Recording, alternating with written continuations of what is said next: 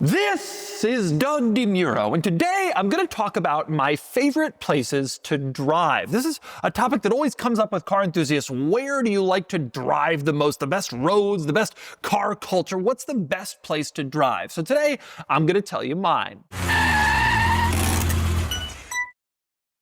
Today's video is sponsored by Cars and Bids, which is my online car auction website for modern enthusiast cars.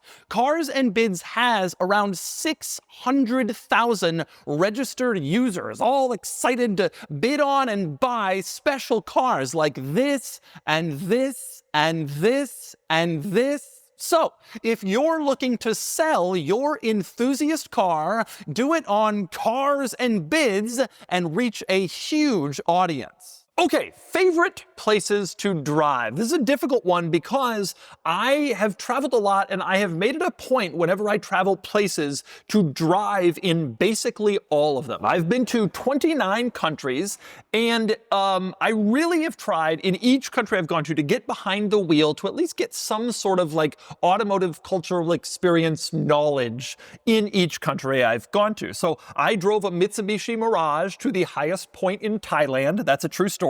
I drove a Peugeot convertible in Malta on the wrong side of the road for an American. I drove a brand new Porsche 911 in South Africa. I drove a Toyota Land Cruiser in New Zealand. I drove a Fiat 500L in Turkey, which was an insane experience. I've driven Porsches on the German Autobahn. I drove a Bugatti Chiron in Canada. I've driven also in 49 US states. So I've got tons of experiences all over the place, everywhere. And so I really am relatively qualified to answer this question. What is the best driving place that I've found? So one interesting wrinkle I'll throw in right off the bat is that a lot of people say that the best things for driving are like great, twisty, amazing, curvy roads and scenery. Those are the two usual car enthusiast things that most people think are like the best, the ingredients for the very best automotive driving experience you can possibly have.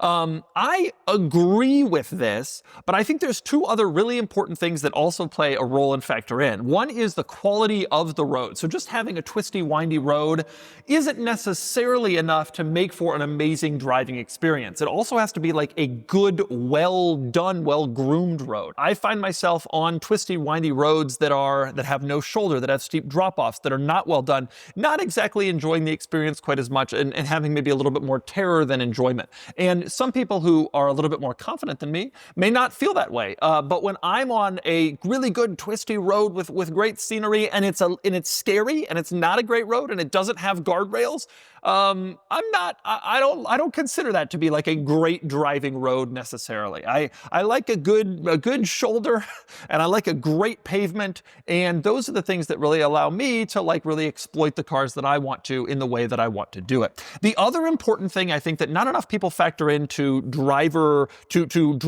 experience quality is the skill of the local drivers. This is kind of an interesting one, but bad local drivers can really put a damper on your enjoyment of an area.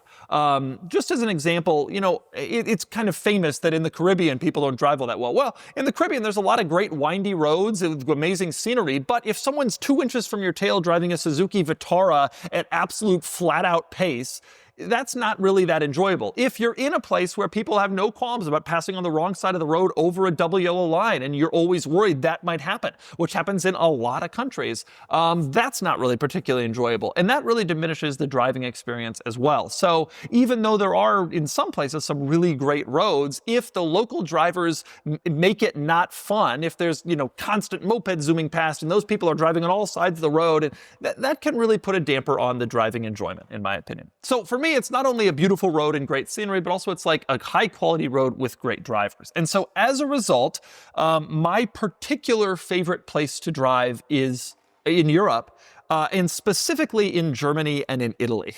I have driven in Germany and Italy many, many, many thousands of miles over the years. And it is amazing to come from the United States and to drive on the Autobahn in Germany and the Autostrada in Italy and have the experience of driving on freeways where the quality of the roads and the quality of the drivers is just absolutely amazing. It's funny, Italians always joke our drivers are terrible, or they're great, but they're great in a crazy way. I don't agree. I spent time on the Autostrada, a lot of time in Italy, which is what they call the highway system, the interstate system, as we would call it. And it is amazing, the level of quality of the drivers. People go fast, and people do some things that seem reckless, but there is unbelievable lane discipline. There is very obvious understanding of the vehicles around you.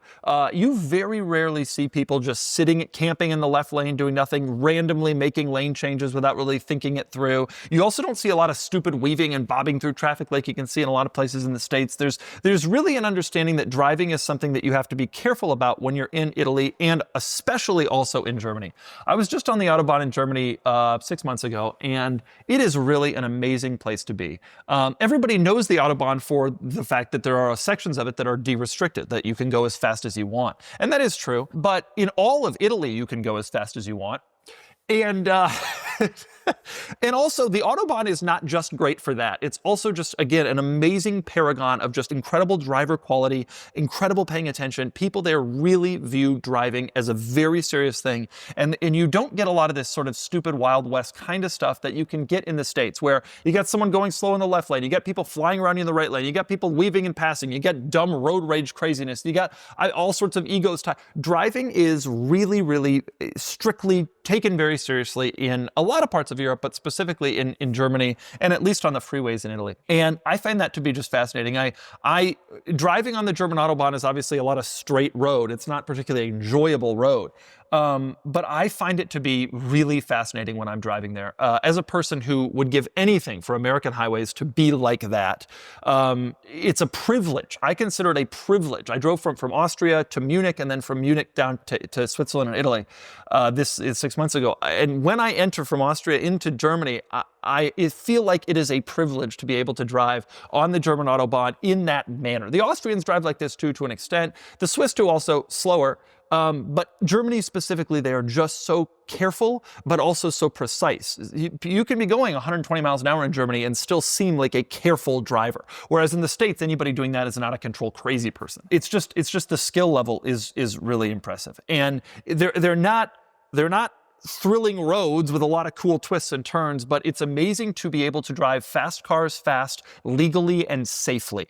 And I feel like I can do that on the rare occasions when I'm behind the wheel of a fast car when I am in those places. Now, if we are talking about curves specifically, curvy, crazy, exciting roads, I've done a lot. Mountain passes in Switzerland over the Swiss Alps, and crazy roads in New Zealand with all sorts of switchbacks. But my very favorite roads are here in the American Mountain West. I find them to just really, really capture everything I love about driving. A lot of the Swiss mountain passes that everybody talks about have really tight switchbacks that are a little sketchy, but also you just have to slow down so much that you just don't enjoy the road as much as you might want to. And of course, you can't really drive all that fast in Switzerland. You can't really enjoy driving in Switzerland anyway, because they're so restrictive about speed, even in rural areas where no one is around. In other countries, for example, like in New Zealand, nobody has really fun, fast cars in New Zealand. They're not particularly common like they are in Europe and Western Europe and the United States.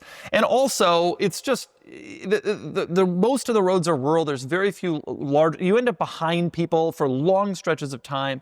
In the American Mountain West, I find that the curvy roads over the mountains, over the hills, the canyons, are often relatively well maintained. They could be a little bit better, but relatively well maintained, with good shouldering and good guardrails to make you feel better.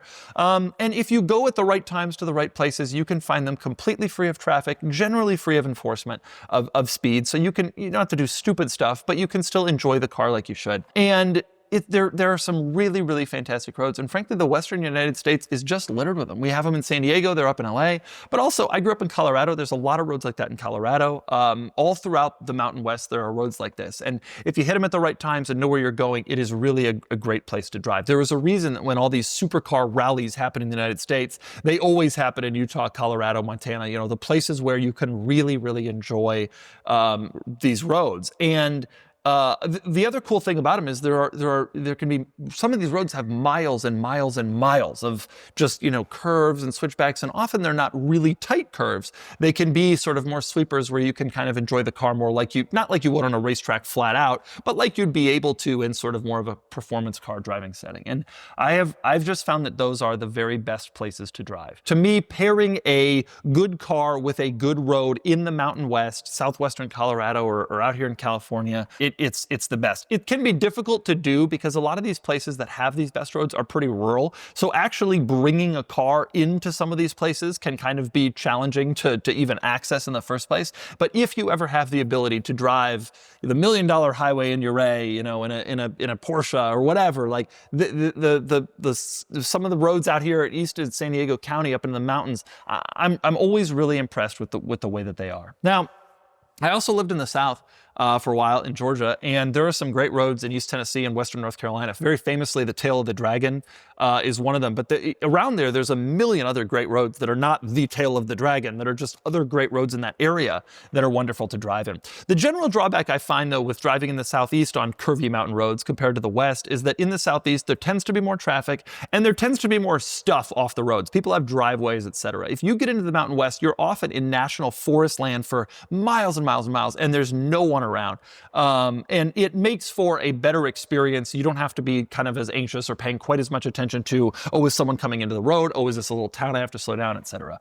But there are some great roads in the Southeast that also have just absolutely fantastic driving experiences that I found as well. So there you go. Those are my favorite places to drive. I think that Germans watching this will be laughing that I say the Autobahn. They're a regular normal highway system with straight roads is one of my favorite places to drive. But you got to understand, coming from America, where as an individual who takes driving very seriously in a country that doesn't take driving very seriously, it is amazing for me to watch just what goes on there and just how it operates and just how people are so precise with their actions. It's just lovely. And also the mountain roads of the Mountain West are just amazing. And if you've never had the chance to experience that as a European, Australian, whatever, watching this video, someday, you know, find your way into a Mustang rental car or something cool on Turo and get out to Colorado, to Utah, and drive the roads, because it is an experience like few other countries have when you consider the total amount of amazing road, the beauty of the area, and also just like how kind of rural and out there you can get and still have a great time in your car. So there you go, my favorite places to drive.